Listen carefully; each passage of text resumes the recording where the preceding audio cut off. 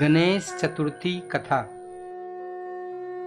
एक समय सत्राजीत नामक यदुवंशी राजा ने भगवान सूर्यदेव की तपस्या करके अस्माम कांतक नाम की मणि प्राप्त की थी, जो 8 भर स्वर्ण प्रतिदिन प्रदान करती थी। वह अपनी सभा में एक बार उसको पहन कर आया।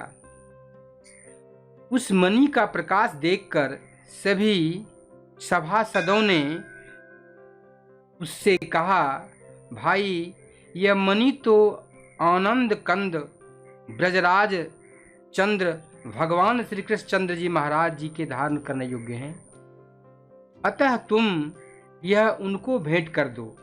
सत्राजीत ने इस बात की कोई परवाह न की और न उसे ध्यान दिया। वह एक कान से सुनकर दूसरे कान से इसे निकाल दिया। एक दिन सत्राजीत का भाई प्रसेन वह मणि को धारण कर वन में शिकार खेलने के लिए गया, लेकिन वह घर वापस नहीं लौटा।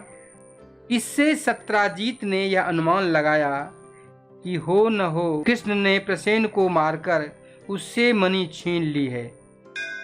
इस बात को लेकर भगवान कृष्णचंद्र जी की घर घर में निंदा होने लगी।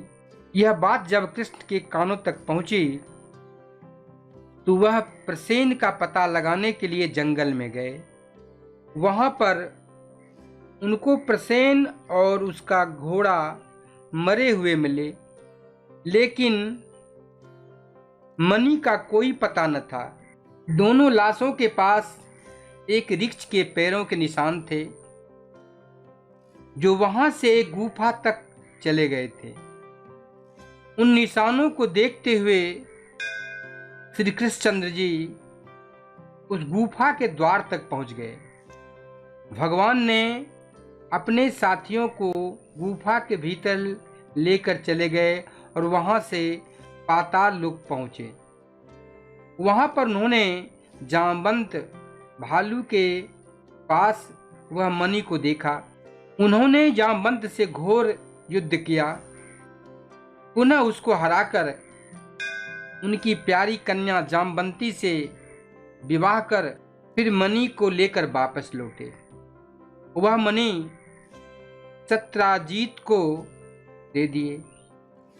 कहा जाता है कि भगवान कृष्णचंद्र जी महाराज ने शुक्ल पक्ष का चौथ तिथि के चंद्रमा को देख लिया था, इसीलिए उनको यह अपयश या कलंक लगा। इसलिए जब भी चौथ की चांद को देखें, फल फूल या दधी से भरा छाछ लेकर चंद्रमा का दर्शन करें। ऐसे देखना कलंक या अपयश से युक्त होता है। अगर फल या दही का छाछ लेके देखेंगे तो यह दर्शन करना शुभ और शुभ फलदायक होता है।